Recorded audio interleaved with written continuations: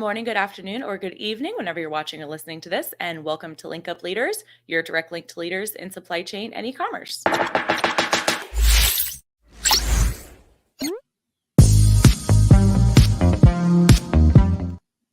My name is Lisa Kinski. I'm your producer and co-host, and joined as always by Francois Jeffrey. Francois, good morning. How are you, dear? I'm doing great. How about yourself? Doing good, doing good. I'm loving the weather down here. It is Up here too. It was like 70 all weekend. oh It was yeah. crazy. Yeah, Oh I yeah. wonder if this is just a teaser, but now it's, dark, gloomy. Uh, Maybe still some of my favorite just relax weathers, like the dark and gloomy, but we'll see. We'll see how it goes. I think it's like full actual spring down here. Like I think we had Okay. our fake spring and then dipped back down into the cold. I think we're in real spring because it's also going to be super stormy today, which is Mm. usually indicative of spring is coming because it's just going to rain for the next 30 to 45 days. So, Yeah. Yeah. but And it's I at least wonder, warmer. have you checked out what the weather's going to be like in Vegas? No, I haven't. I feel I like we did a should. couple of weeks ago and was like, what does Vegas usually look like in Yeah. March? And it was hot and I was very excited. But no, now that we're closer to, I haven't actually checked what it is. But let me tell you, I really need to figure out what to wear because there are so many events and there's going to be so much walking and I don't know what to pack because I've also never been to Vegas. It's like, I don't know. I don't know. Yeah, I mean the event, and for anyone that's listening or tuning in after the fact, we're talking about the Prosper show. So we are attending from March 14th to the 17th. Right? To the March 16th. March The show 14th is to the March 16th. 14th to the 16th, but we're going to the kickoff party on the 13th, and then we're flying out on the 17th. So, Right. because they usually do workshop days and then conference days, they're doing conference days and then workshop days. So, we're hitting it the Right. first few days. Yeah. And we're talking about a very exciting list of panelists, which I was checking out more over the weekend. Very impressive. And it's a very specific topic that I think is top of mind for a lot of businesses that want to go into 3PL and fulfillment for themselves, and that's Seller Fulfilled Prime. Mhm. So if you are going to prosper, check us out March 15th at I forget the time. We'll put it in the show notes or something. It'll be in the notes. I forgot the time. And if you're not going to prosper and you've been thinking about it, reach out to us, DM us, however you want to reach out to us, and we could find some codes to Oh, help yeah. out with pricing and stuff. Yeah. Yeah, we have a discount code for anybody looking to attend Prosper. You can just shoot us a message in the comments or DM me through LinkedIn or anything, and we'll get that hooked up for you guys because you can still purchase tickets, I think, up until the day of. I I think think, so. Yeah. yeah. So, And so many cool events like after parties and whatnot. So I mean, it's a fun time regardless. It's a yeah. fun time. It's a great community, as we've always said. The e-commerce and specifically the Amazon, but definitely just the general e-commerce community is awesome. And I'm excited that we're going to see a lot of our friends of the show Our there. friends. I'm very excited. I can't wait to meet Cassandra. I'm just like And Ryan. ready. I And want to meet. Ryan's going to something. Oh my Yeah. God. I can't believe it. And then I wonder if Yanni is actually going to be able to come because he was supposed to be having a baby like now, Yanni Kosminski. And Right. he was like, I'm still Yeah. coming to Prosper. I was like, are you sure? Is she going to Yeah. let you really come? After having a baby that soon. So we'll see. It'll be excited. But I know Lippy is going to be there. Of course, Yoni Mazur is going to be there. Right. The whole Gatita team is going to be there. It's going Yeah. to be awesome. Great group of I don't know guys if too. Carlos is going though. I haven't seen anything about Carlos going. I would assume he'd We'll be there. figure it out. We'll Yeah. see. We'll see who the list of attendees to these different, because I mean, if you don't go for the after parties, which you probably should, I mean, they look awesome. Just the party. Every year, yeah, every year I get severe FOMO from just seeing all the snaps and the Instagram stories from everyone in the Amazon community that go to the after parties. But aside from that, there's workshops. There's workshops where you get to have one-on-one conversations with these different experts to solve very specific things within your business, which is that itself pays for the entire conference. Oh, it does. The value that you get for the ticket is like truly in one conversation, it pays for itself. Absolutely. Yeah. And I think Brian said that he's having his own like I don't know what to call it, like roundtables with just him. He did like one last year and there was such a demand. He has like 4 or 5 on the first day now. That man's going to need some coffee. That's all I'm saying. Yeah, but it's going to be an awesome show. A lot of information, a lot of great people. But sadly, our guest is not going to be attending Prosper. That's why he's here today. He is here today. Just as important. Value from him today. So let's go on ahead and bring on our guest. We have Shanif Dhanani with us, calling from Apteo. Shanif, how are you? Hey, Lisa, Francois, thank you so much for having me here. You guys just talked it up so much. Maybe I'll look into going to Prosper. You but gotta go. Yeah, you have to. It sounds like a great option. It's e-commerce. I was just telling Lisa, backstage, e-commerce is such a great industry for doing in-person events, for getting together, for building a network. So something I'll look into. But today I'm doing well. Thank you so much for having me on the show. Appreciate it. Thank you so much for joining us. It's an absolute pleasure. And remind me where you're calling in from again. I forget. Yeah, I'm in Midtown Manhattan here in New York City. City's coming back to life. Francois, I heard you mention we're a little bit north as well, and it's been like 65, 70. So weather's been pretty good so far. That's awesome. Yeah, and I'm glad to hear that New York is kind of opening back up. Is it looking more like normal life there? Like, because you guys actually treated it correctly. That's kind of always the joke. Like, Atlanta acted for about 2 weeks like COVID was a thing, and then we were like, nah, we're done. That's a tough take. New York definitely sort of took it really seriously in the early days.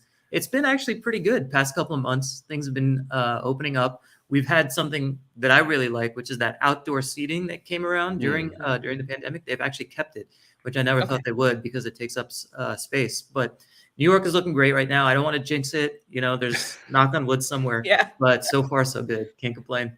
Perfect. Well, and let's just go ahead and get into your background then. So how long have you been in New York? How long have you been with Apteo? Kind of what's your story?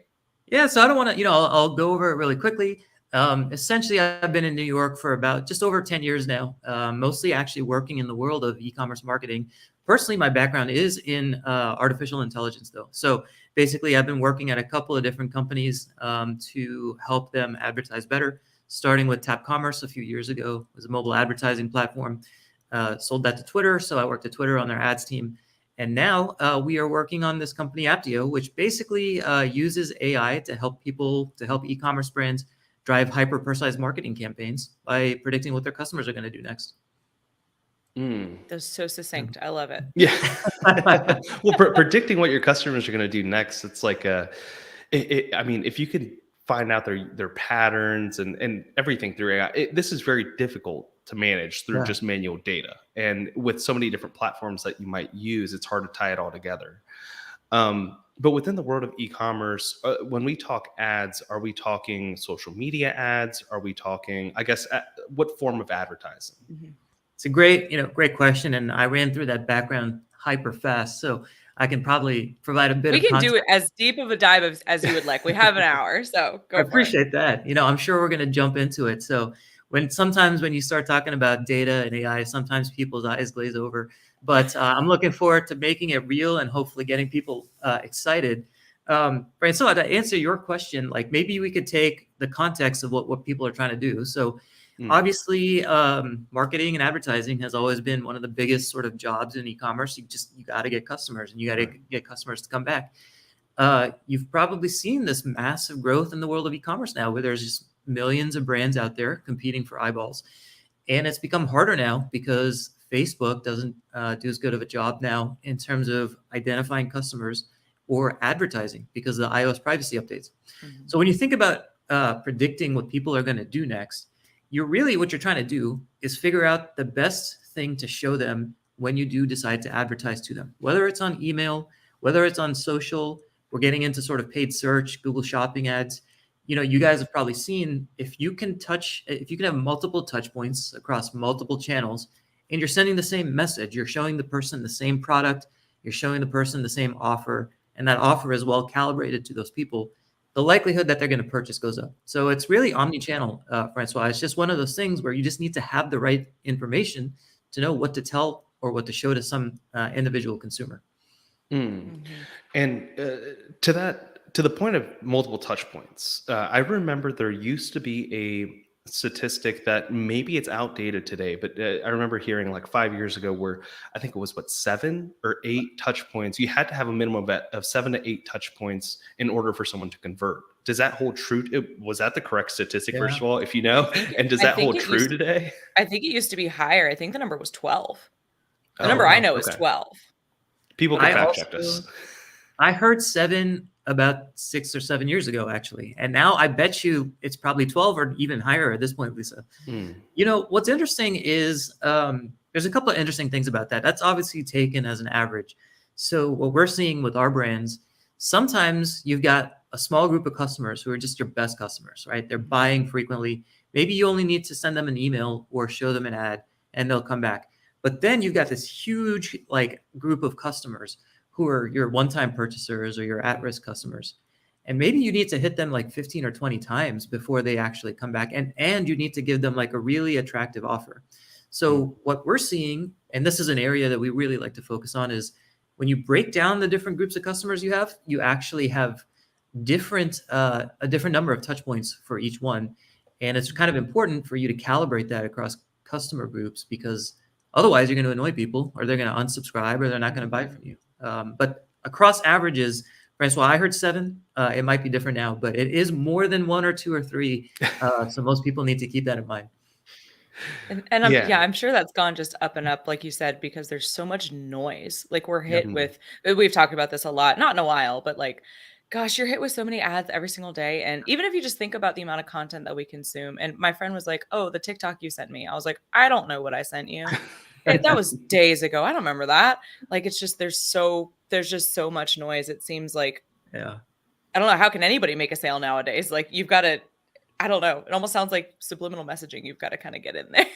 So crazy. I've done a couple of blogs and I did research on this. Apparently we see 5,000 ads a day at minimum, just across the whole day. It's crazy. Yeah, we talked with somebody about that, and I think they told us it was 4,000, but that makes sense. Yeah. But then you think about it, and it's bonkers. It's wild to me. I can't. It's such a crazy number. I mean, I can't even imagine 1,000 ads. That's it's crazy to think about.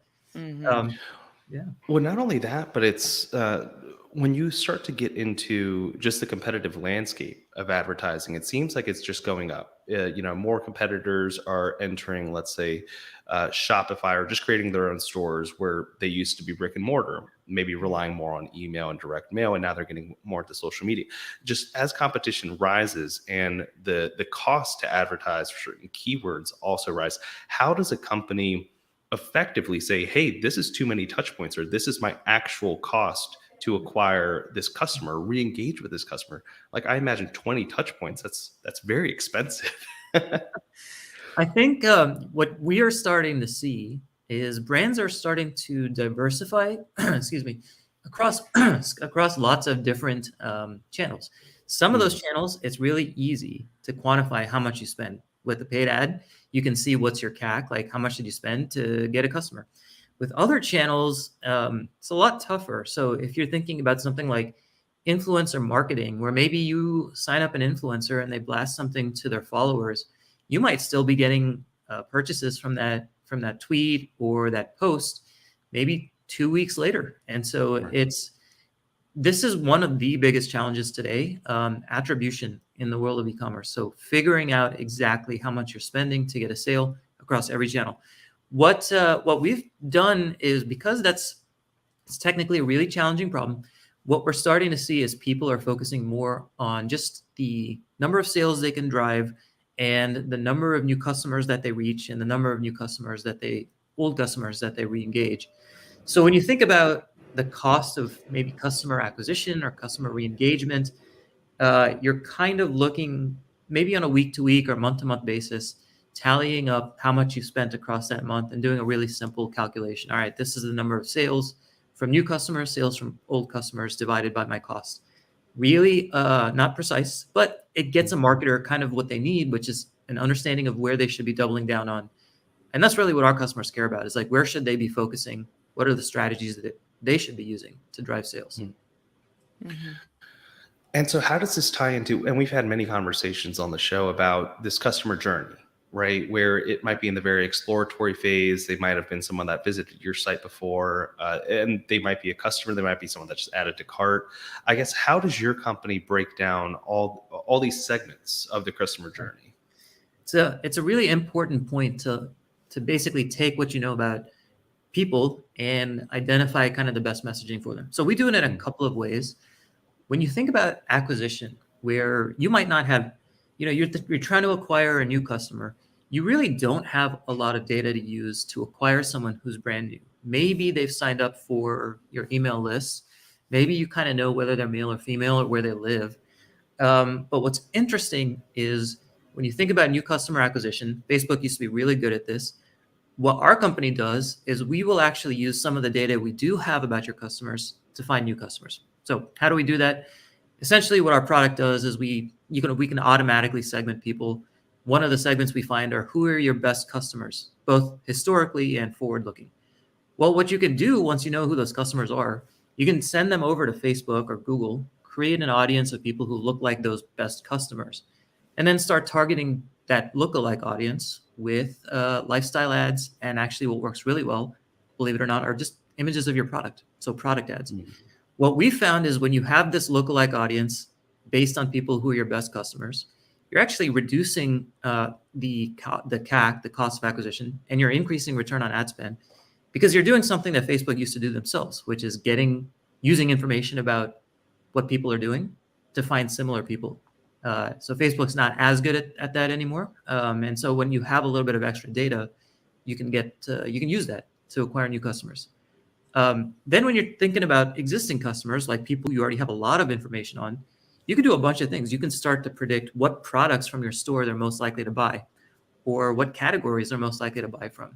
You can start to see if they require a discount or if they're just going to go and purchase anyway. And then using that information, basically you just show them, for example, the product that they're most likely to buy, or, if they're not likely to come back without a discount, you give them a discount, small discount, and then show them those ads and those offers.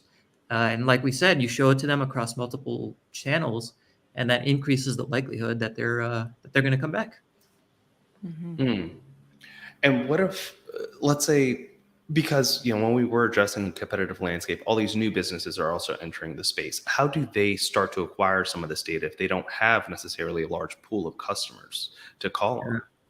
For new businesses, it's tougher than ever. But I think that the world of UGC, user-generated content, is blowing up, and I think that the world of self-produced videos is blowing up.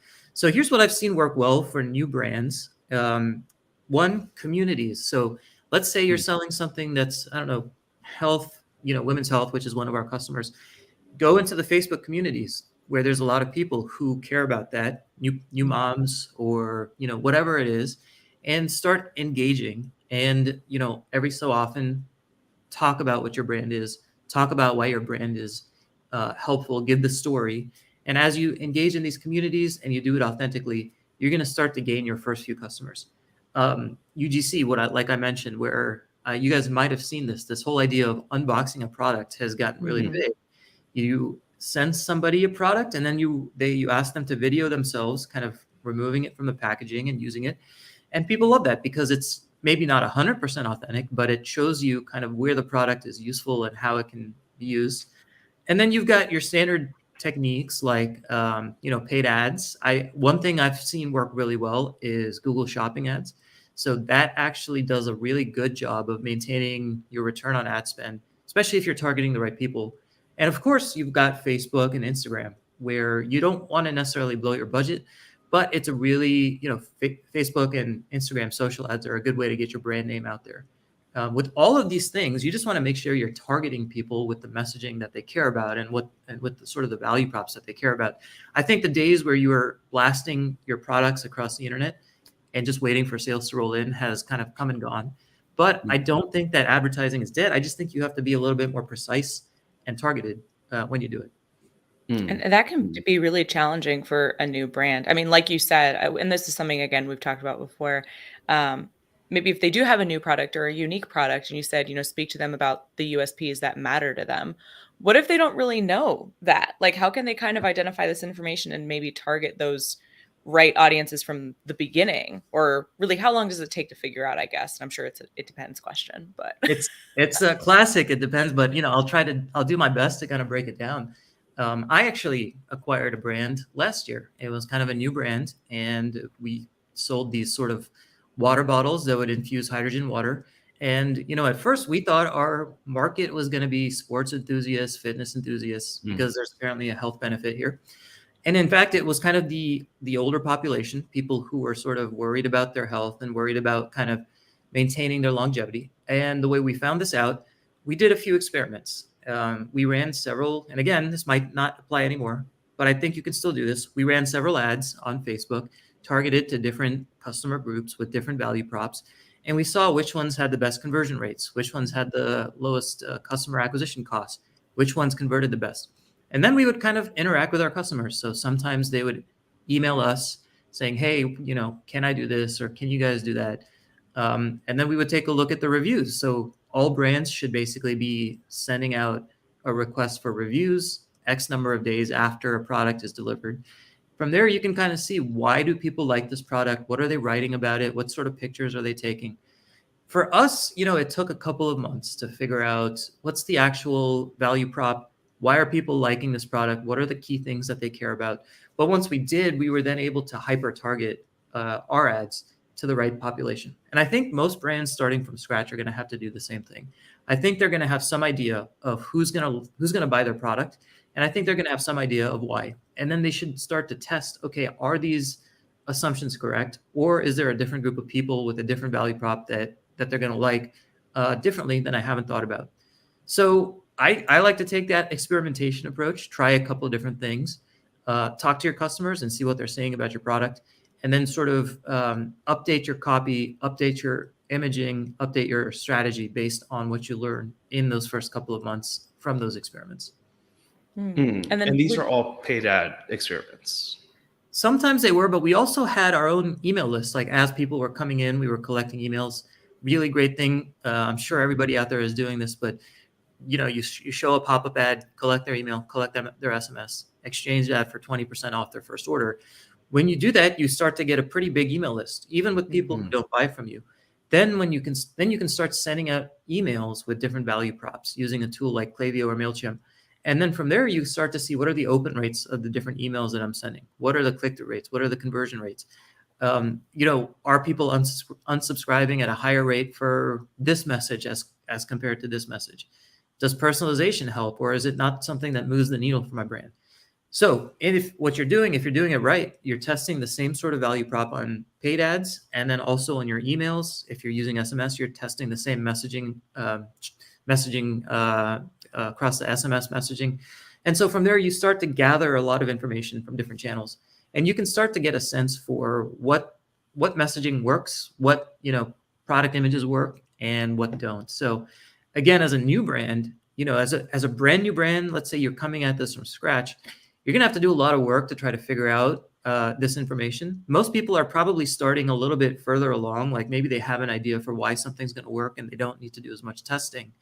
But if you're brand new, these are the ways that I would go about it: testing across multiple channels, across multiple messages, and then using your results quickly to hone in on what's going to work for the first 6 months, 12 months. It's always changing, never really stays the same, but you can start somewhere and go from there. Yeah, definitely. And it sounds like you can use paid ads to make that quicker, right? I mean, if you go with a very organic, let's just do social media marketing with no ads or nothing paid, it's harder to get all that exposure, not paying influencers to get your brand out there, for example. It really is. And it's so, on the one hand, it's unfortunate because there's this whole aspect of you got to pay to play, which is, kind of part of business. But if you're starting from scratch, you're sort of a small entrepreneur and you're trying to build your business up, you really are going to have to think about, okay, how do I allocate my budget to learn what I want to learn? Paid ads can absolutely speed things up quickly. They could also be a really big time suck and money suck. So what I would do is just throw like $5 a day maybe at a problem, or $10 a day at an ad, and see if anybody's clicking on it or if anybody is looking at it. You can start really small. You don't need to spend a lot of money. A couple $100 can actually take you a long way from going from 10 value props to 2 or 3. And then from there, you can start to really home in. So yeah, paid ads do help. They help you speed things up. They help you really quickly identify your target population. You just have to make sure you're not really using them to you're not running out of your entire business's budget just on paid ads, because that probably won't work as well as it used to anymore. Yeah, there's that level of drop off, like the diminishing return in what you pay in the ads at a certain point in time. I think that's different for every brand. Yep. So how is it that you're able to predict? I know we talked about AI to kind of just get into the conversation of post-purchase consumer behavior. So if I buy a product, if I buy that water bottle and I Yep. write a good review, how do you know what I'm going to do after? I love it. This is I'm a data geek and an AI geek. So I'm gonna kind of give you the high level overview, but I'm happy to jump into, any details.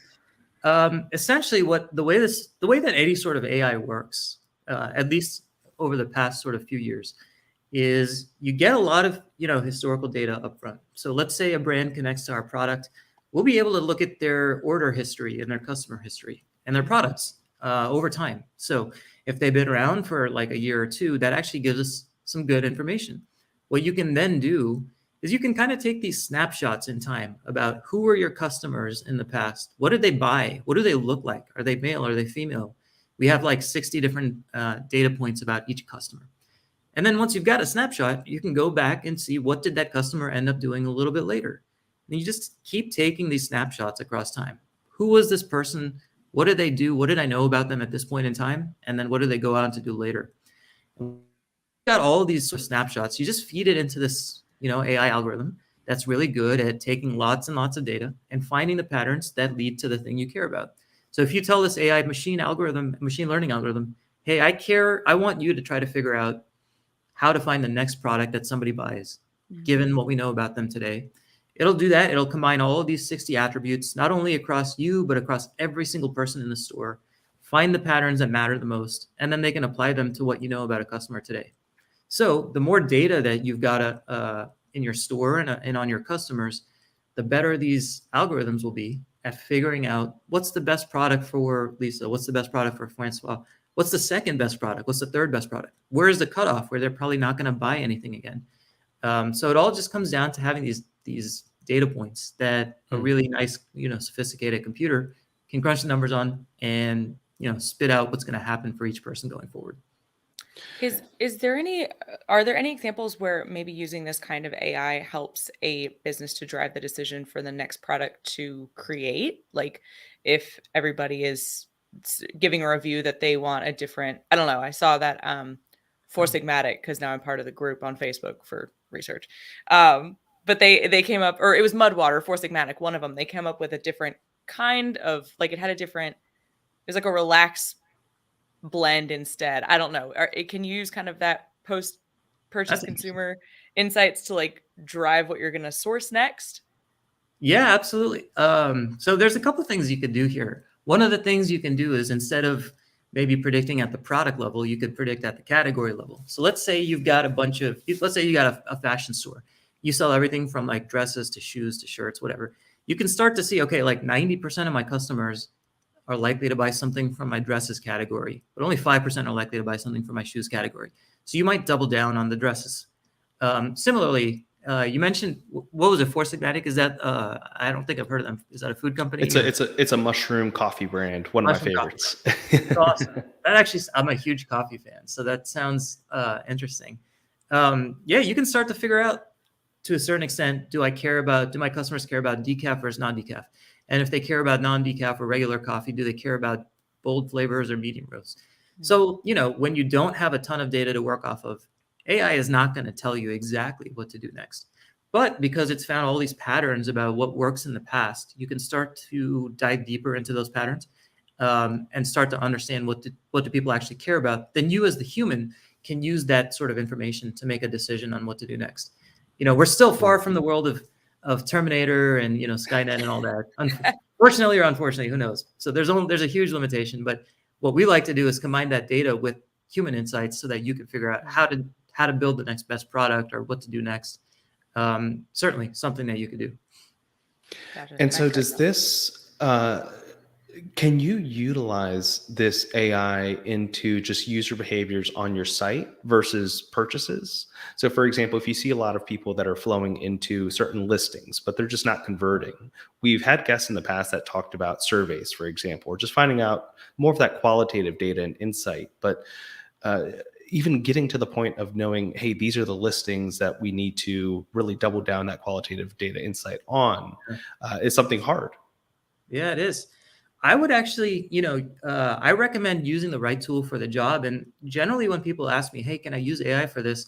I'll say, yeah, but you can actually do something simpler. Just go into Google Analytics, see which pages are not converting well and which ones are, and compare them. Go look at them on your site and say, look, okay, maybe this page has a bundle offering where I'm offering 10% off for buy one, get one, or 10% off for, a bundle. And I'm not doing this on this page. Or maybe this page has really high quality product images and this one doesn't. So what I would recommend is, in cases where you're trying to optimize your site, you don't need to complicate things too much. You can actually go see which ones are doing well and which ones aren't. And sure, analytics can tell you which ones are doing well and which ones aren't. And then you as a human are probably going to do much better at figuring out where some of the tweaks are that you can make to optimize some of those pages. I think going forward, AI will probably get to a point where it can provide those insights.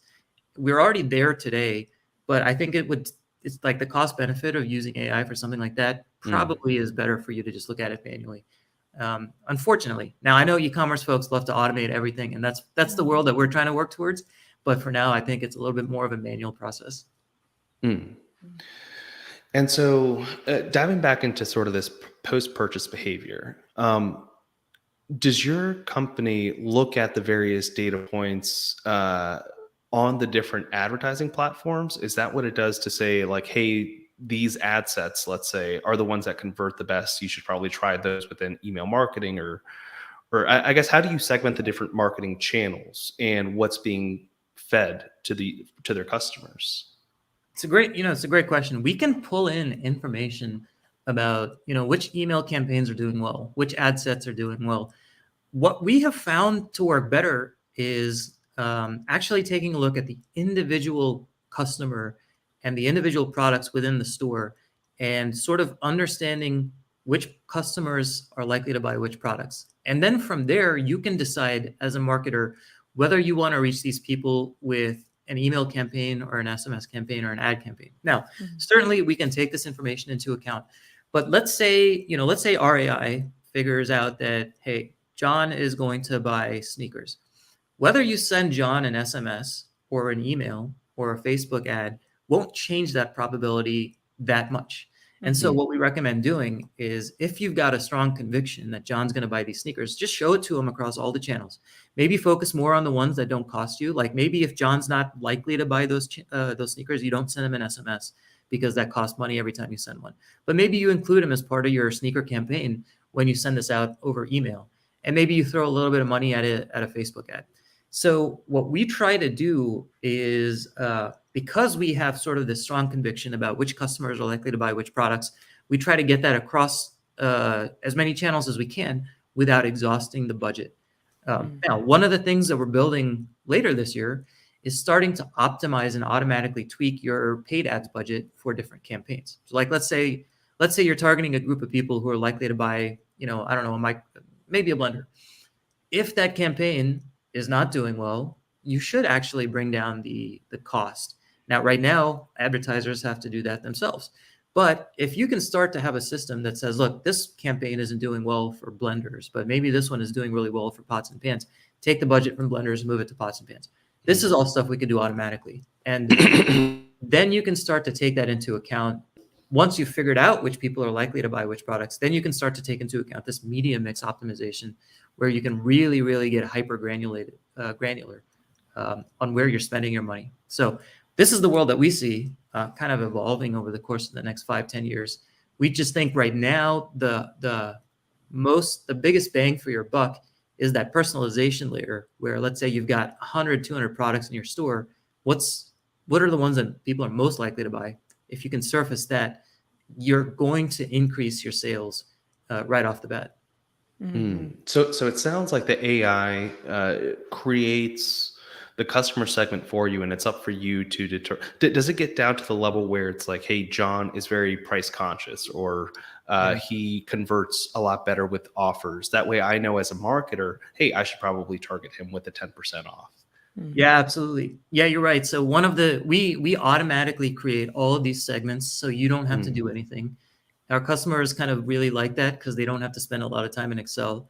And one of the segments that people will find, if it's applicable to their store, who's most likely to use to make a purchase if you give them a discount. So who's price conscious, really? And then you've got another segment that's like, who's not price conscious? Who are your biggest spenders? Like, regardless of what you give them, you probably don't want to give them a discount because then you're leaving money on the table.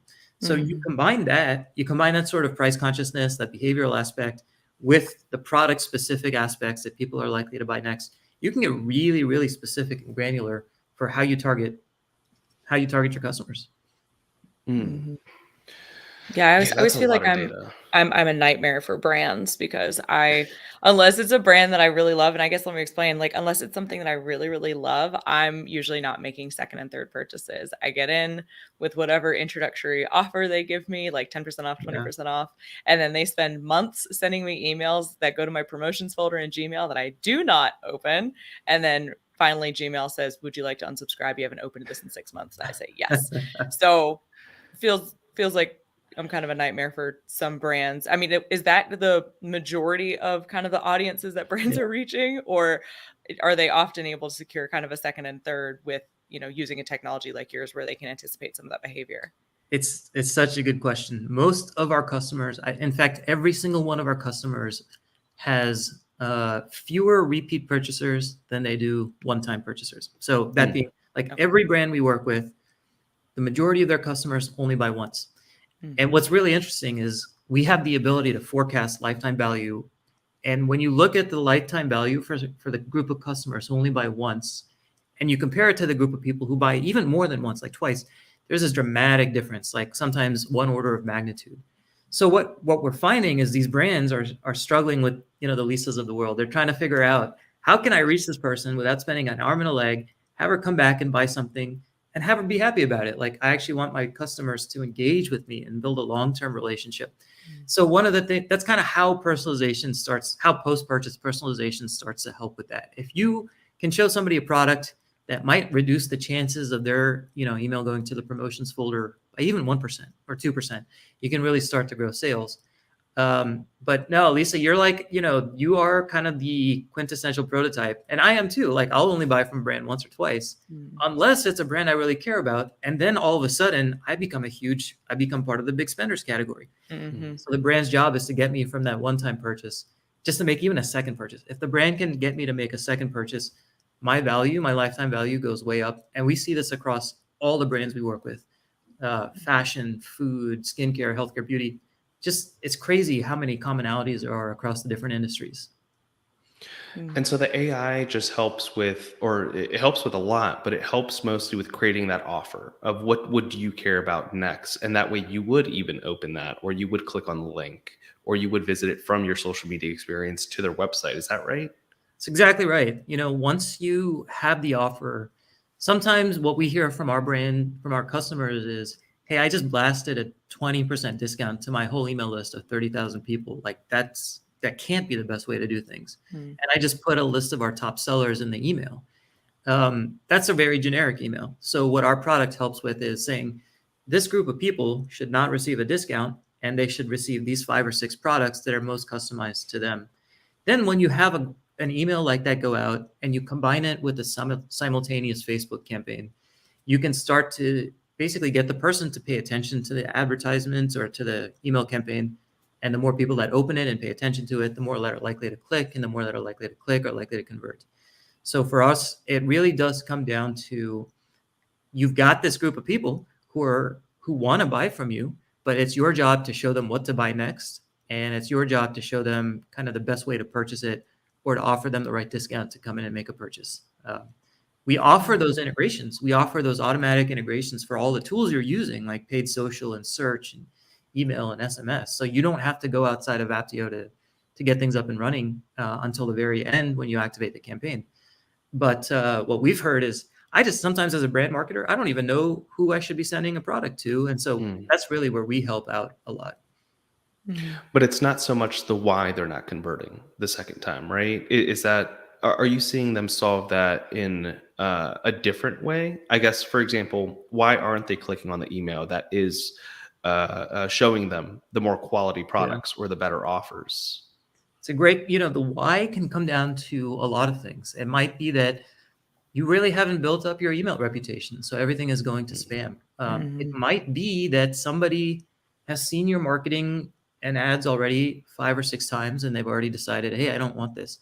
From our perspective, the biggest pain point, though, is you're just showing the wrong thing to the wrong person. People are kind of looking at your subject line, maybe your preview. In our best customers, 50 to 60% of people even open that email. Most people are just looking at the subject line and the preview, deciding whether they want to open it. Then if you open the email, maybe 1%, if you're really good, go on to click through and make a purchase. And a lot of that is because you're just not showing people what they really care about. So they'll skim through the email. Maybe they don't see anything they really like. They'll click out of it, archive it, and they'll go from there. So you're right in that we don't necessarily break down the why across the entire brand. But what we do is we try to solve the underlying problem, which is how do you get somebody to pay attention to an email? And how do you get them to go through and make a purchase? Or how do you get them to buy something after seeing an ad for the first time? And one of the best ways to do that is to just show them what they care about. It's easier said than done, obviously, but once you figure that out, you can start to really grow off your customer data without having to do a lot more outside of just using your recommendations and your customer data. Yeah, I mean, if you're using something as complex as AI to get it solved, it's definitely easier said than done. But as they start to think about these, let's say they listen to this conversation and they might not have ever thought about, hey, I'm not showing them the right products. Are there baseline metrics that you usually are able to either promise or guarantee? And I know it's going to depend for every different type of industry. But I guess how do they prepare for a growth of that size? Let's say they are able to double their sales because of showing the right ads at the right time. What type of conversations are you having with them about, hey, these are the metrics that you're at, and this is how you're going to get to the next level? For a lot of marketers, they're kind of tasked with, you have to go drive sales and you can't break the bank doing it, right? So marketers have a really tough job. If I'm talking to a marketer, let's say I'm talking to a store owner, maybe a smaller store, I work directly with the founder. I'm usually talking about the number of sales that they can drive on top of what they're doing now. If I'm talking to a marketer, it's a little bit more nuanced. It's going to be, how do I make sure I can re-engage customers, keep them active, drive more sales without sort of showing the same person the same ad multiple times or showing the same person the same offer. So for founders of brands, it's usually going to be dollars of revenue driven. Pretty straightforward. Maybe some founders are a little bit further along and it's going to be return on ad spend. But for marketers, it's almost always return on ad spend, CPMs, cost per millis, customer acquisition costs. Those are the front and center metrics. And we usually can, if you've got at least some minimum amount of data for our system to work with, we can usually grow those by double digits, especially if you're a larger brand, because the more data we have, the better off our system will be. So we've seen, we've driven additional revenue of 12% for some brands. They don't have a ton of customers, maybe 5,000-10,000 customers. But when you apply data properly, you could do that. Then if you're really sophisticated, you get down to things like re-engagement rates. How many customers that I could have lost did I re-engage with my, smarter targeting? How many customers have grown their customer lifetime value by 50% since you guys came in? But for the most part, marketers really care about sort of the cost of acquisition and the number of sales driven. Now, we work really well, as I mentioned. I think in any AI system, you're going to work really well when you have a lot of data. And when you're just starting out, I think you're going to have to do a lot of the hard work, like we talked about, to acquire those first few customers. So we actually don't, we have this sort of guarantee for anybody who's got more than 1,000 customers and they're already running Facebook ads. We will be able to help them generate more sales from Facebook. But we don't offer that to people who have fewer than 1,000 customers, just because the AI just hasn't learned enough yet, and it's going to need a little bit more time to understand these things. Interesting. Yeah, it's fascinating, particularly because the different conversations that you have, it seems like a marketer would even have to justify doing all this additional work to, well, I guess how easy is it for them to incorporate their data into your system? Yeah, I appreciate that. A lot of people are scared of data, and that's one of the things we learned. So we tried to make the system as easy as possible. And one of the even when people don't get it, they say, hey, look, your platform is super easy to use. Looks great. So we try to make it really easy. What it does is it gives you a list of people, and which it gives you a list of products and the people that are likely to buy those products. And it gives you a list of people and what those people are likely to do. Then you can just take those lists and maybe sync them to your email as a segment of customers, or sync them to Facebook as an audience. You just click a button, really, and it'll do the sync for you, and it'll just keep that audience or those lists up to date every few hours throughout the day. From there, all you have to do then is set up your campaigns. We'll actually go through and set up the campaigns for our customers who do a free trial with us as well in certain cases. So in that case, you don't have to do anything other than give our team access to your advertising systems. So it's really easy to do, because we understood that like people hate Excel. It's funny. People hate it. It's so crazy to see.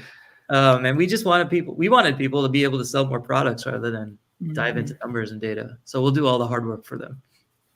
Gotcha. I haven't actually seen, and neither of us have, just for anybody listening, we haven't actually seen the Apteo platform, but I 100% believe that it's super easy to use, because I always think that when a really kind of tech focused person, like you said, you love the data, you love the AI, can break something down into really easy, consumable terms that like, all right, we get it. Like we get it after this conversation. Appreciate that. That speaks volumes for what I think you guys are able to do for your customers. I think it's great, because I hear AI and I just see the movie Eagle Eye. Yeah. And I get immediately overwhelmed. People think of robots and Terminator and all this stuff, and it's at its core, it's just math, like X plus Y equals Z. That's really what it is at its core. But it took me, Lisa, like 2 years to get to a point where I was able to explain this stuff without like having people be like, what the heck are you talking about? Who are you? What is this? So it took me a while to get there, but I appreciate that comment. We try to make it easy. Yeah, it sounds like it. So with AI, the more data that you get, the better that and more sophisticated that the outputs are. Do you ever see the customer segments changing very often as they grow? I guess, like, let's say John is in a segment that buys this water bottle, and then he maybe buys different types of straws for it, but then you added a new product to your line. Yeah. Like, how often do you see these customer segments change? Yeah, it's really interesting. The segments themselves, people's behavior is very consistent. So if you're a store, you've got 20,000 customers, and you're looking at your high-level segments, maybe your big spenders are going to be 400 people, and that changes by 5 or 10. And maybe the people who are likely to buy your bestseller, that's like a couple thousand people, and that number is going to stay very consistent. But at the individual level, as soon as you do something, you then become much more likely to do something else. So as soon as you make a purchase of a water bottle, or as soon as like 3 months have gone by and you haven't done anything, or as soon as you view a particular product, what you're likely to do will dramatically change. So if you're looking at a bird's eye view, doesn't seem like things are changing too much. But if you zoom into one particular person, they might be added and removed to 5 or 6 different segments. Their proclivity to buy a product might go up by 50% or down by 20%, depending on what they've done. And so the benefit of being able to automate all this information, and when I say automate, being able to sync who's going to do what to all of your marketing platforms and just have it stay up to date so you don't have to do anything. Being able to automate that allows you to no longer have to like run the numbers, download a list, upload it to Klaviyo. What it lets you do is it lets you set up a flow one time, and then as people qualify for that flow or disqualify from that flow, you'll just know that they're being sent the right email at the right time. So it's very much a set it and forget it sort of thing. Segments will generally stay the same, more or less, but at the individual level, you do become sort of what you're going to do changes over time, depending on what you've done in the past and what you do now going forward. Okay. So that's that helps me make more sense of it. It's like, okay, well, if this email didn't work, it's a higher probability that this type of email might work. Is that right? Where they might still be grouped into different, or they might go into one segment, see that it doesn't work, and then go to a different one. That's exactly right. So maybe, you haven't bought something for 6 months and you're qualified as someone who's dormant, but then you get an email or you see an ad that's designed to win you back. You make a purchase. Maybe right after you make that purchase, the system forecasts that now you are actually, not only are you active, but you're likely to buy products X, Y, and Z. So now you'll be placed into the flow if the marketer decides to run a flow or if they take our recommendations, maybe you'll be placed into the flow where you're promoted product X for 20% off or product Y for 10% off. And so then you start to, the way that the brand will interact with you updates, and the messaging that they send you will update, and what you start to see updates. And then you start to get into this, you start to build a relationship with the brand where over time they're sending you what you care about. You've been reactivated. And on the flip side, maybe you used to be active and now you just haven't done anything in a while. You become dormant. Now you use Apteo segments of people who are dormant to run a win-back campaign or a discount ladder to get you back. So you're kind of placed in these like sort of buckets of how active you are, how inactive you are, and then you're sent the right message at the right time based on sort of what the system thinks the brand should be sending you. For any like super niche brands, is there any merit to like the idea of maybe a customer lifetime like expiration? And I only say that because there's a specific brand that I really love. It's called IAB. It's athletic shorts. And I think I have 15 pairs of these shorts. And I really don't need any more of them, but I keep getting targeted for stuff naturally because I like it, but I don't know that I'm any likely to purchase anymore because I have 15 pairs of these shorts. So like for any niche brands like that, is that something that they have to worry about if they're not like coming up with new iterations or kind of innovating their product or expanding their line? I mean, yeah, the short answer is yes, but the long answer is you actually, because you bought 15 shorts, you're actually more likely to buy 5 more, which is why the brand is targeting you, because you are in that category of people who's considered a loyal customer, a big spender, and you might not buy another pair of shorts for 2 years, but the probability of you buying another pair of shorts at some point is so high that it's worth it for the brand to keep targeting you. Now, let's say you're a brand that only sells 2 things.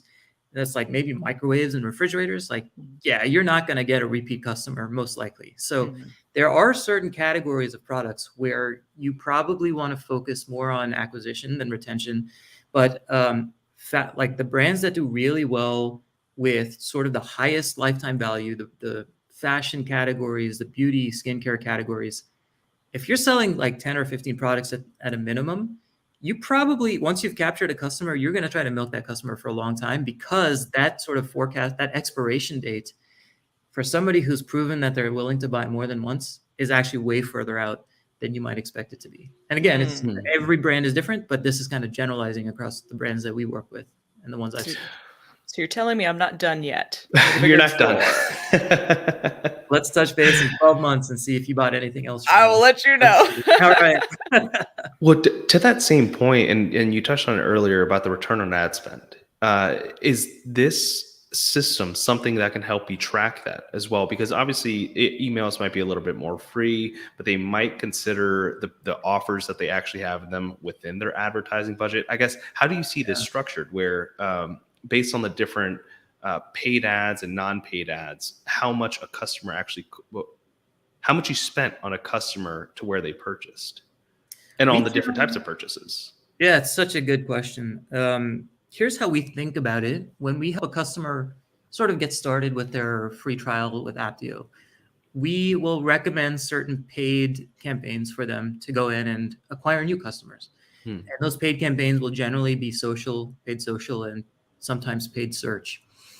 And what's really interesting is this is actually something I'd recommend for all brands to do going forward. Today, it's so hard to track attribution. So how do you make sure you're tracking things correctly? What I would recommend is issuing a discount code that's unique to each channel and each strategy and each campaign. Then you apply that discount code to whatever campaigns that you are executing on. So at Apteo, if we're trying to get a new customer acquisition campaign going by using your segment of big customers and top future spenders, we'll ask you to create a discount code. We'll apply it to any paid campaigns that we are running. And we generally don't use non-paid ads for new customer acquisition. Sometimes we will. What that means is it's actually kind of easy for us to say, okay, maybe Facebook says you got 4 customers from a new customer acquisition campaign. But in reality, Facebook can't track very well. You using the discount code method I just mentioned, you actually find that 7 customers signed up. Now what you do is you take the value of those 7 purchases, divide it by what you spent on Facebook, and that's your new customer acquisition cost using this particular channel. And so the reason I'm bringing this up is because marketers want to spend as little time as possible on numbers. So they're trying to get like high level aggregate metrics. And what I'm suggesting is break it down by channel and strategy. And it's a little bit more work to calculate CACs per channel and strategy. And you're not always going to get it right because of multi-touch attribution, but you're going to come a lot closer than what you have been doing so far. Mm-hmm. When it comes to, like I said, when it comes to cross-sell campaigns, repeat purchase campaigns, we can start to incorporate email into the mix. And so when you incorporate email, you know how much you're paying for your email client. You combine that information with whatever information you get from your paid social ads for a particular campaign, for a win-back campaign, a cross-sell campaign for a particular product. Then you aggregate all of those pieces of information, and you can find the CAC and the customer acquisition costs and ROAS from there. So it is a lot more work. It's not a lot more work, but it is more work. Our product will eventually start to incorporate analytics across all of these channels, so you don't have to do the work. We've started with sort of that forecasting and prediction piece. We're going to move on to sort of the reporting piece. But while you're doing this, you don't want to miss out. So you can start to put these numbers together yourself and understand what's going on. And sometimes a cross-sell campaign may not do anything for you. Sometimes maybe you have a group of people who are likely to buy a bunch of products, and that just doesn't go anywhere. Maybe that's really something not weird, but unique about your brand. But in that case, I can almost guarantee you from what I've seen, your new customer acquisition campaign will do really well. And so each brand has a different set of campaigns that do well for them. And the key is to sort of test it out, but use personalization and use sort of high-level customer targeting for everything so that you can optimize whatever your tests are doing. And as we come, sorry, you get one more question because we're almost to our time. I was just going to ask, are there specific categories or brands that make it a little bit more difficult? I imagine like furniture, right? Yeah. You don't buy furniture very often. So your customer lifetime value might actually be pretty low versus someone that's into fast fashion or cosmetics. Is there anyone that you don't particularly work with? Furniture, appliances, high-level electronics. We actually had a 3D printer company ask us if they could like start to become engaged with us. And anything that's like a one-time purchase is generally not going to be ideal for a system that tries to predict repeat purchases. So there are like kind of we won't say we don't work with anyone. And mostly because while we provide that prediction layer, we also have a totally separate and independent analytics layer, which tells you everything about your business. So we still think there's value in using us, but we won't try to push the automations on you. We won't try to push the repeat purchases or the predictions on you. We'll just say, look, this is what you can learn by using our analytics module, but you may not find a lot of value in using our predictions module or our segmentations and things like that. So absolutely, we tend to focus sort of on those 5 key industries I mentioned earlier. Really like retail, direct-to-consumer brands work best for systems like this. Gotcha. And that's what I was going to ask was, what does your ideal customer look like? So there we go. Killed 2 birds with 1 stone. You guys have been thinking, very similarly over the long term. That's great. Yeah. Well, we've been doing this for just over a year now. So we're kind of starting to just become the same interviewer. Excellent. And Shanif, where can people go find more information about either you or your service if they have any questions for you? Yeah, please, if you guys are interested, we will offer an extended free trial. You can find us at Apteo, apteo.co. I'm available on LinkedIn, Twitter. First name is Shanif, Shanif. So we've seen this work really well. Would love to get more folks up and running on it because we really do think that it'll drive sales for you. So feel free to reach out. We'll get you guys set up. With 1,000 customers. With 1,000 customers or more. That's a really good point. So exactly. Appreciate that. Perfect. Well, Shanif, thank you again so much for your time today. This has been awesome. And hopefully we'll see you at Prosper. I will see if I can make myself over there. You guys mentioned a couple of coupon codes. I might hit you up for that. So we'll send them all over. Amazing. Thank you guys, Lisa, Francois. Thank you so much for the time. It was a lot of fun. Appreciate it. Glad you enjoyed yourself. And thank you. And thank you to everybody who's listened and tuned in. If you guys liked what you heard today, be sure to give us a thumbs up, comment with your thoughts, share the episode with your friends, subscribe to the show, and turn on those notifications. And that way you never miss a conversation with leaders in supply chain and e-commerce like Shanif Dhanani with Apteo. Shanif, thank you again so much. And we'll talk to you all soon. Thanks. Bye, guys. Yeah.